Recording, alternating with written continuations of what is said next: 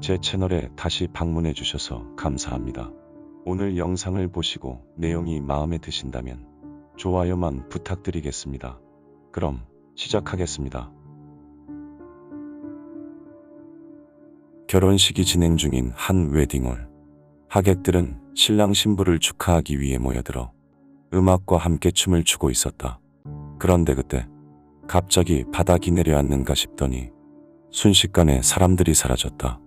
중동의 서아시아에 위치한 국가 이스라엘, 레바논, 시리아, 그리고 이집트에 인접한 이곳은 영국의 위임 통치가 끝난 1948년에 이스라엘로 독립한 후 주변 국가들과의 수없이 많은 분쟁으로 도시는 황폐화되고 더딘 발전을 거듭하고 있었다.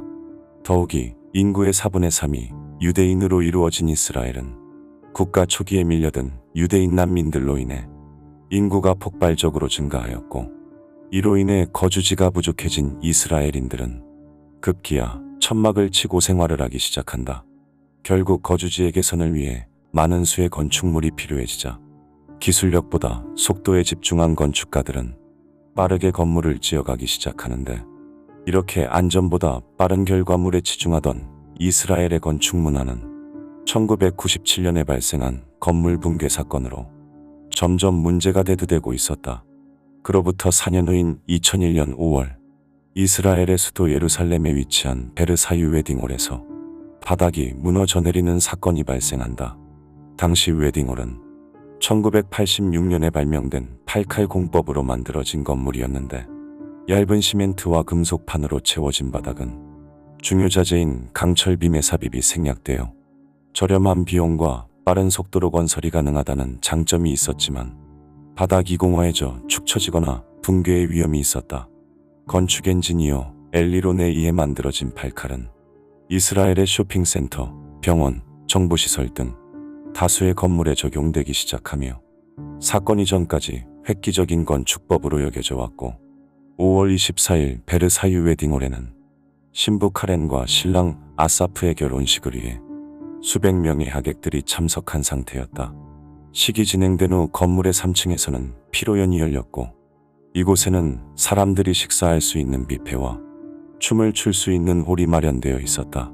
밤 10시 43분경 음식을 즐기며 춤을 추던 사람들은 점점 중앙으로 모여들기 시작했고, 많은 인원들이 밀집된 상태로 춤을 추고 있었는데, 바로 그때 그들 중 몇몇은 순간 바닥이 처지는 듯한 느낌을 받았고, 그와 동시에 갑자기 바닥이 무너져 내렸다. 같은 시각, 당시 아래층에 머무르고 있던 몇몇의 하객들은 붕괴 직전 천장에서 알 수 없는 소리와 함께 먼지가 뿜어져 나온 것을 목격했는데, 그로부터 몇 초 후 갑자기 천장이 무너져 내렸고, 그것은 아주 찰나의 순간이었다고 한다. 그리고 당시 이 장면은 피로연을 캠코더로 촬영하던 카메라맨 데이비드에 의해 모든 과정이 명확하게 녹화되었는데, 영상을 통해 촬영된 3층 연회장은 바닥이 넓게 뻥 뚫린 상태로 먼지 구름을 뿜어내고 있었고, 벽면에 위치해 사건에 연루되지 않은 사람들은 굉장히 놀란 상태로 즉시 구조대에 신고한다. 사건 발생 2분여 만에 현장에 빠르게 도착한 구조대를 시작으로 약 100명에 가까운 이스라엘 군인들과 구조대가 투입되었지만, 건물이 워낙 불안정한 상태라 사람들에게 접근하는 것이 쉽지 않은 상황이었다. 결국 구조 작업은 사건 발생 2일 후인 5월 26일까지 계속되었고, 이날까지 구조된 인원은 약 400명에 달했다.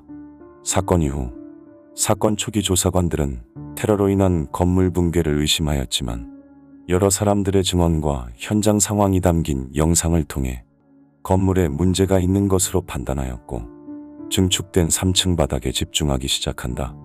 사실 팔칼 공법은 이미 1996년에 이스라엘 정부로부터 금지되어 있었지만, 기술력이 낮은 현지 기술자들은 저기술력과 저비용으로 완공하기 쉬운 이 공법을 암암리에 계속 사용하고 있었고, 사건이 발생한 베르사유 웨딩홀도 예외는 아니었다.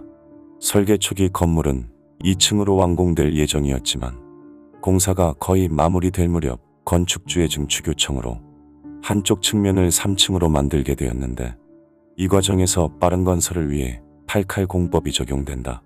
하지만 앞서 2층으로 설계할 당시 오로지 지붕의 하중만을 계산해 설계되었기 때문에 건물은 애초에 적은 하중에 맞게 건설된 상태였지만 2층 위에 한 층을 더 올리는 형태로 진행된 공사로 인해 천장은 견딜 수 있는 하중을 초과하게 된다.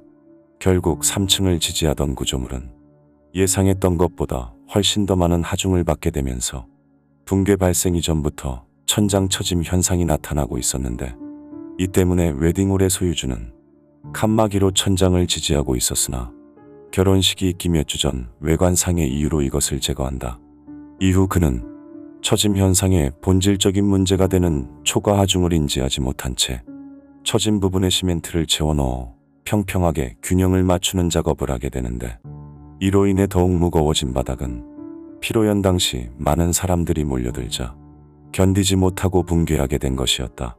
결국 이 사건으로 바닥 붕괴에 연루된 수백 명의 사람들 중 총 23명이 세상을 떠났고 부상자는 최소 400명 이상으로 집계되었는데, 결혼식의 주인공이었던 신부는 다행히 목숨을 건졌지만 골반을 다쳐 치료를 받아야 했고, 신랑 아사프는 부상 없이 무사하였다. 사건 직후 베르사유 웨딩홀은 즉시 철거되어 봉인된 상태로 현재 건물 부지 인근에는 희생자들의 이름이 적힌 추모비와 추모 정원이 조성되어 있다. 이후 이 사건은 이스라엘 의회를 통해 베르사유법으로 제정된 뒤 조사위원회가 조직되면서 관련자들을 모두 체포해 조사하기 시작하였고, 이 과정에서 칼80법의 발명가인 엔지니어 엘리로는 불법적인 건축물 건설 혐의로 살인죄를 받아 4년의 징역형을 살게 되었다.